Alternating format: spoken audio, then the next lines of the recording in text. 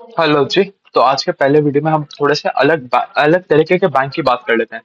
Company का नाम है फिनो पेमेंट्स बैंक। अब देखो, जैसे नाम से हमें पता चल रहा है ये नॉर्मल बैंक तो नहीं है। जब पेमेंट्स बैंक इन्होंने एडिशनली लगाया तो कुछ तो फर्क होगा ही होगा। तो अगर मार्केट कैप की बात करें तो 2800 करोड़ के आसपास का इनका मार्केट कैप है।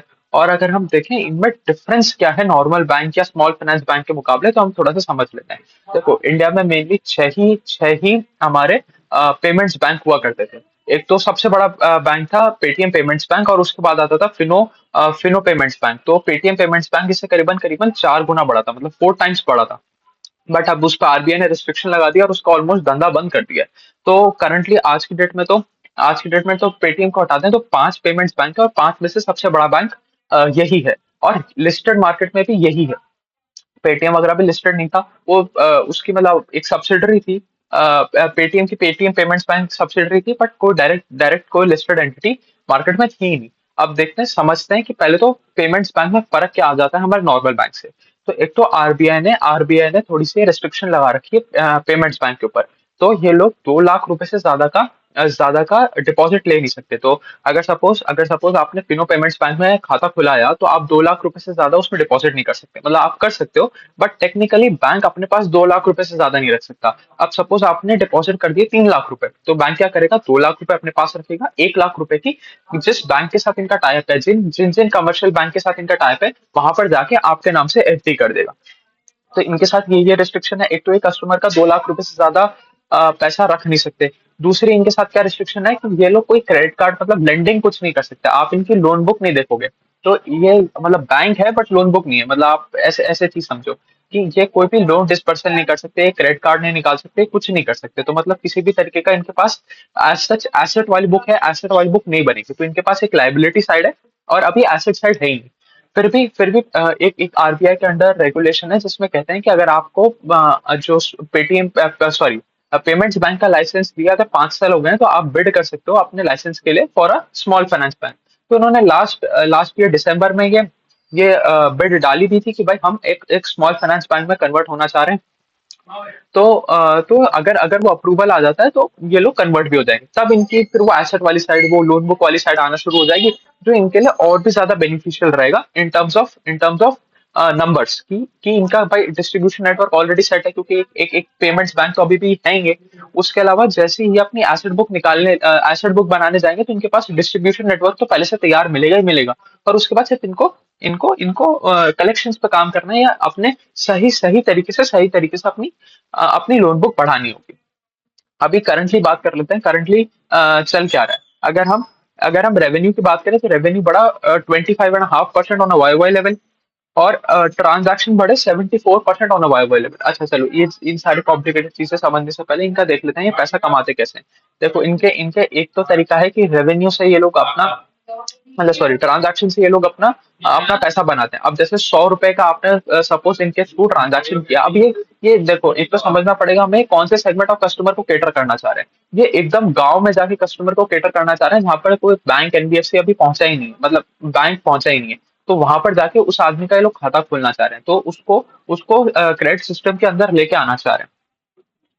तो वहां पर जाके ये क्या करते हैं, ये मर्चेंट के साथ कांटेक्ट में आते हैं। मतलब जैसे वहां का सपोज कोई भी लोकल लोकल कोई एक आदमी हुआ, उसको पकड़ा, उसको एक मर्चेंट बना दिया। तो उसके हाथ में ये लोग थोड़ी सी ऐसे समझो कि वो वहां का एक इनकी ब्रांच टाइप होगी। एक मर्चेंट पकड़ा और वहां पर उसको सारी चीजें सेटअप करके दे दिया। तो क्या होगा, जैसे ही आपने कस्टमर का एक एक बैंक खाता खुलाया, तो एक तो ये तरीका है कि आप अपने जो ट्रांजैक्शन में कट ले लो भाई। भाई आपने 100 रुपए का ट्रांजैक्शन किया, तो 10 पैसे का आपने उसमें से कट रख लिया। तो इस तरीके से एक तो काम हुआ। दूसरी चीज इस बिजनेस मॉडल में क्या था, इसमें कंप्लेंट कर रहे थे कस्टमर की भाई आप हर ट्रांजैक्शन पे हमसे पैसा काट लेते हो, जो हमारे लिए थोड़ा फेवरेबल नहीं है। तो इस वजह से इन्होंने एक नया बिजनेस मॉडल इंट्रोड्यूस किया, जिसमें ये कहते हैं कि हम आप हमें साल भर में एक बार पेमेंट कर दो। मतलब वही हो गया, एएमसी वाला बिजनेस मॉडल हो गया कि आप हमें एनुअल मेंटेनेंस चार्ज दे दो, और उसके बदले आप अपने करते रहो, जितने आपको ट्रांजैक्शन करना है उतने करते रहो। फिर क्या होता है, एक तो जो इनके पास कासा आता है, सपोज अभी जैसे इनके पास 1800 करोड़ के आसपास का कासा बुक है, तो अभी कासा बुक क्या करते हैं, आरबीआई कहता है कि 75% तो आप डिपॉजिट करो अपनी ट्रेजरी में, और 25% आप रखो अपने लिक्विड फंड्स में, क्योंकि इनके पास कोई लोन बुक तो है नहीं कि भाई लोन बुक में पैसा डाल देंगे, पैसा बांट देंगे और फिर हम अपनी एसेट बुक बना लेंगे, तो वो तो है नहीं। तो 75% जब आप ट्रेजरी में रख रहे हो तो उससे भी यील्ड आ रहा है, तो आपके पास 25% आप रख रहे हो, वहां से भी यील्ड आ रहा है। तो और उसके बाद जो आपको कस्टमर को भी थोड़ा बहुत इंटरेस्ट देना पड़ेगा, तो जो बीच में मार्जिन बच रहा है आप उसमें से भी बना रहे हो। तीसरी चीज क्या कर रहे हो आप, जब आप एकदम रूरल सेगमेंट में जा रहे हो, तो रूरल सेगमेंट में आपकी इकोनॉमी जो है वो बहुत ज्यादा कैश पे डिपेंडेंट रहती है, अभी भी लोग बाग वो डिजिटल ट्रांजेक्शन कर नहीं पाए हैं। तो वहां पर ये अपने एक माइक्रो एटीएम वाली ब्रांच सेटअप करते हैं, मतलब मर्चेंट के पास एक मशीन दे देते हैं जिसमें आप जाके छोटे मोटे अमाउंट का कैश विड्रॉवल कर सकते हो। और ये बहुत ही एसेट लाइट बिजनेस मॉडल है, क्योंकि ये सारा का सारा खर्चा कराते हैं मर्चेंट से, जो बैठ के इनकी डीलरशिप लेता है, या आप ऐसे समझ लो इनके इनके मतलब जैसे जैसे हमारा बीसी वाला मॉडल हुआ करता था ना, वो वाले मॉडल पे ये लोग एक मर्चेंट को बिठाते हैं और सारा खर्चा उसी से कराते हैं, चाहे वो मशीन का खर्चा हो, चाहे वो और कोई इक्विपमेंट लाने का खर्चा हो, या और कुछ सेटअप करने का खर्चा हो, सारा खर्चा उनका होता है। तो इसलिए इनका इनकी इनकी स्केलेबिलिटी बहुत है, ये इसमें इसमें एसेट की बहुत ज्यादा कोई टेंशन नहीं है, मतलब ओपेक्स आपको बहुत ज्यादा तेजी से बढ़ता हुआ दिखेगा। तो अब हमें बेसिकली क्या देखना है कि भाई रेवेन्यू किस रेट पे ग्रो कर रहा है, ट्रांजैक्शन किस रेट पे ग्रो कर रहे हैं, क्योंकि जितने ज्यादा ट्रांजैक्शन आएंगे, जितने ज्यादा नए अकाउंट आएंगे, उतना ज्यादा आपका पैसा बनेगा। तो अगर हम बात देखें तो रेवेन्यू बढ़ा 25.5% on a Y Y level, transaction बढ़े 74% on a Y Y level, और एवरेज डिपॉजिट भी बढ़ा 37% on a Y Y level. अभी हम डिपॉजिट की बात क्यों करें, एक तो डिपॉजिट से करंटली भी इनको पैसा मिल रहा है, और दूसरी चीज क्या होगी, जब ये स्मॉल फाइनेंस बैंक का इनको लाइसेंस मिल जाएगा, तो इनके लिए लाइबिलिटी साइड बहुत ज्यादा इंपॉर्टेंट हो जाएगा। भाई आप जैसे जितने हमने अभी इतने सारे बैंक्स देखे, सामने हमने देखा कि डिपॉजिट ग्रोथ रेट क्या है, डिपॉजिट ग्रोथ रेट क्या है, कि पैसा आने का इनटेक किस लेवल पे है। तो इसीलिए इनकी अभी भी हम इन पे फोकस करें, तो इनकी लाइबिलिटी साइड पे अभी भी हमें इन पे फोकस रखना चाहिए, जिससे हमें पता चलता है कि भाई कितना पैसा आ रहा है। क्योंकि अगर अगर आपका लाइबिलिटी साइड ढंग से मेंटेन नहीं होगा, तो आप अपनी एसेट साइड ढंग से बना नहीं पाओगे as a small finance bank. But वो तो अभी कहानी थोड़ी सी दूर की है, जब लाइसेंस मिलेगा फिर ये अपना पूरा का पूरा सेटअप स्टार्ट करेंगे, उसके बाद से इनका स्मॉल फाइनेंस बैंक का काम होगा, बट फिर भी हमें डिपॉजिट अभी से देखते हुए चलना है।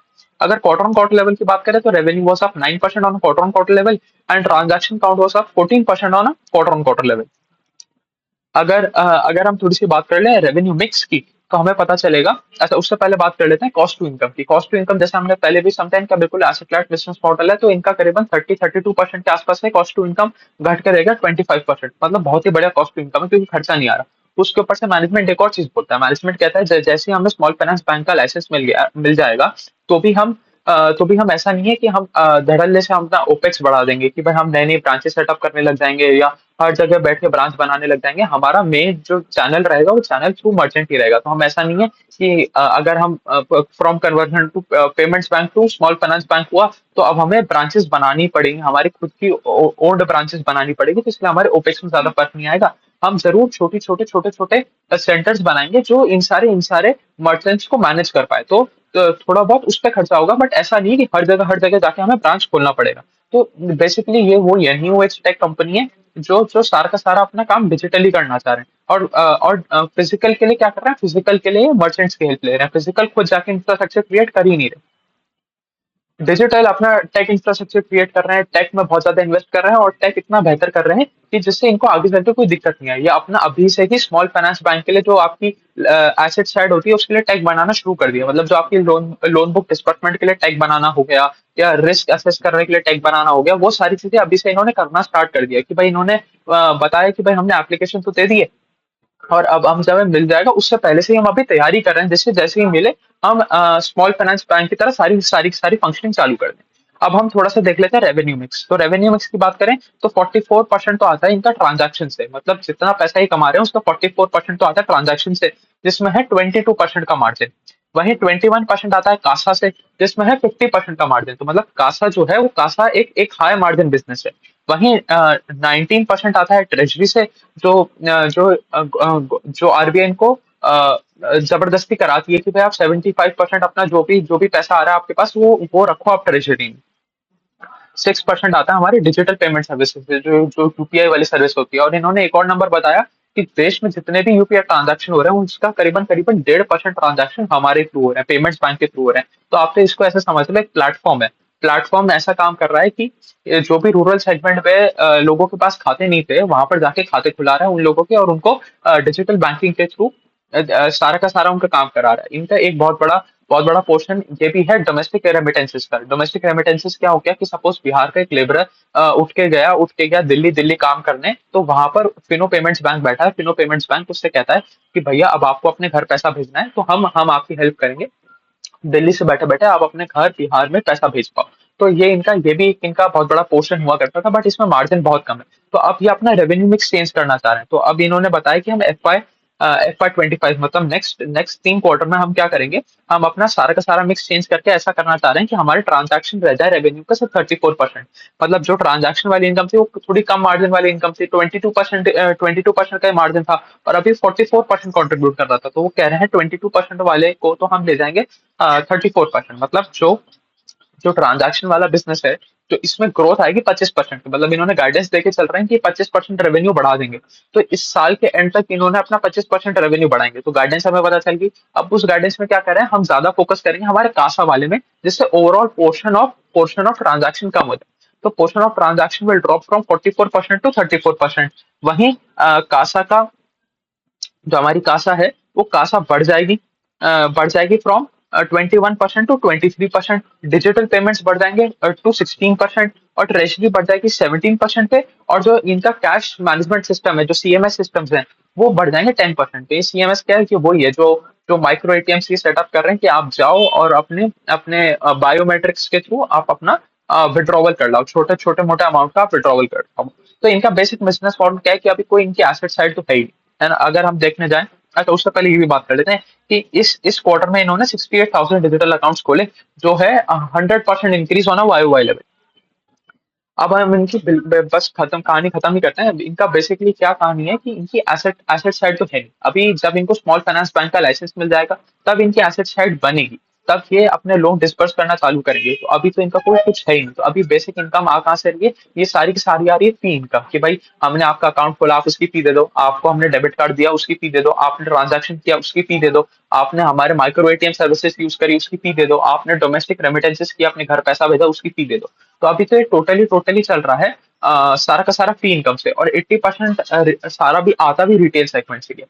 तो ये थी कहानी फिनो पेमेंट्स बैंक की। एक अच्छा बैंक है, मतलब आगे चल के जब स्मॉल फाइनेंस बैंक बनेगा, तब तो हमें इसकी एसेट क्वालिटी ट्रैक करना ही पड़ेगा कि किस तरीके का लोन देते हैं, कितना रिस्क पे लोन देते हैं, कैसे कैसे लोन देते हैं, है ना। वो तो ट्रैक करना ही पड़ेगा। बट अभी अगर करंट स्टेट पे भी देखें, तो करंट स्टेट पे अच्छी ग्रोथ अच्छे नंबर्स पोस्ट कर रहा है। और सबसे अच्छी बात क्या है भाई, कोई बहुत ज्यादा खर्चा नहीं है, कोई ऐसे मतलब ये नहीं है कि हमें छोटे बैंक को एक्सपेंशन के लिए भाई बहुत सारी ब्रांचेस खोलनी पड़ रही है, तो ओपेक्स बहुत ज्यादा है। एकदम एसेट लाइट बिजनेस मॉडल है, और जिसमें अच्छी ग्रोथ दिख रही है, 25-30% की कंसिस्टेंट ग्रोथ देखने को मिल रही है इस बिजनेस में। चलिए अभी के लिए इतना ही रखते हैं। Thank you.